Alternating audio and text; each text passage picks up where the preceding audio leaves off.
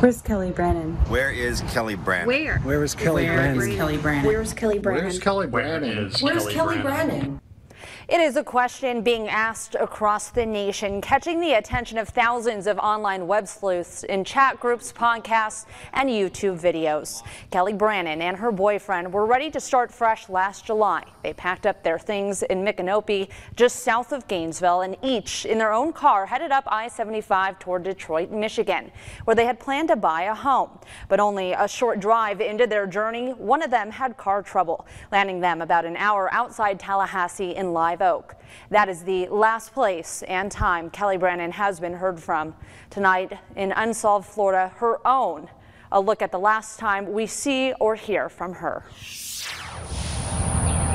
This is the kind of town you would describe as people know each other here. It's a rural town just a short drive from the Florida-Georgia border.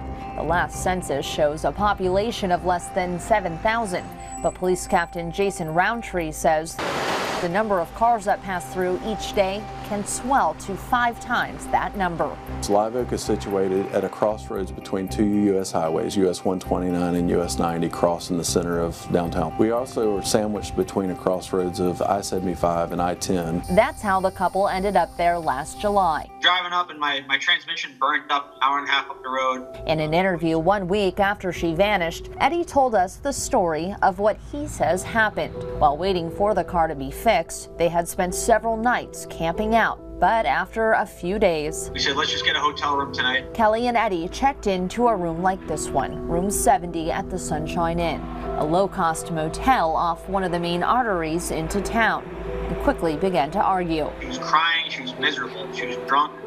I didn't comfort her or anything. I just took her keys off her waist. And I just said, you can't drive right now, all right? Eddie admits to locking Kelley outside. I just went back in the room, stupidly. I went back in the room. Screenshots of the text they exchanged that night show the argument went on for hours, Kelley threatening to leave. She's texting me and calling me, and I'm answering and hanging up because it's just mean stuff.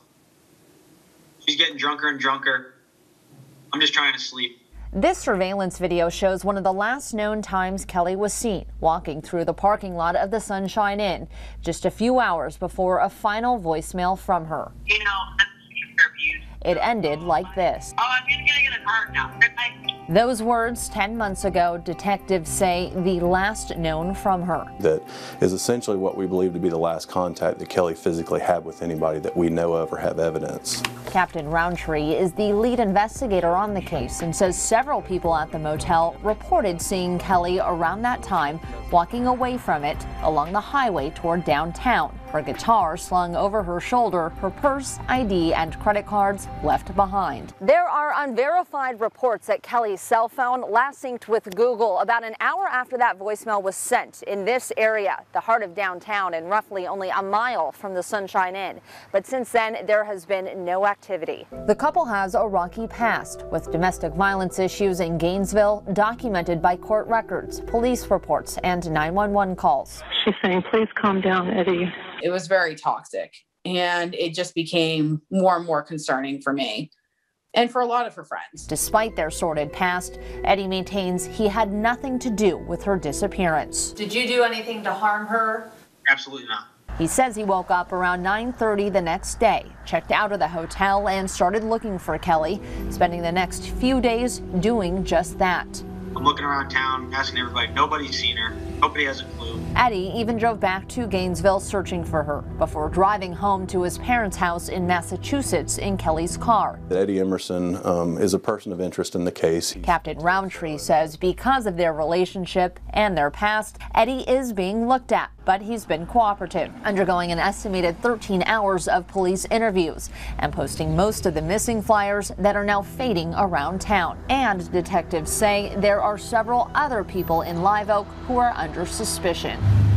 Live Oak PD has been involved in more than 15 organized ground searches using cadaver dogs and drones, while another team of investigators has also been working the case. You guys have made touch points on most of these locations? Yes. A pair of former law enforcement officers turned licensed private eyes hired by Kelley's friends, inviting us inside their war room at their Gainesville headquarters. Somebody in Live Oak knows what happened to Kelley. Telling me they looked into Eddie's past, retraced the couple's couple's steps leading up to her disappearance and tracked down several alleged sightings of Kelley in South Georgia in the months after she vanished. It wasn't her. They believe the key to what happened lies in the details of what the couple did in the days leading up to July 15th. I don't believe it was somebody that just jumped off of I-10 and came down 129 into Live Oak and scooped Kelley up. I believe she ran across somebody that she knew or was familiar with. While the couple waited for Eddie's car to be fixed, they made the rounds around town, visiting this restaurant, getting the vehicle fixed at this auto shop just around the corner from that last late night phone ping. And there are, of course, several other people who had been staying at the Sunshine Inn that night. And that makes the case difficult. As time drags on, friends of Kelley have seen hope halt. Initially thinking she might just be blowing off steam. Something happened, and somebody knows something. Now fearing the worst.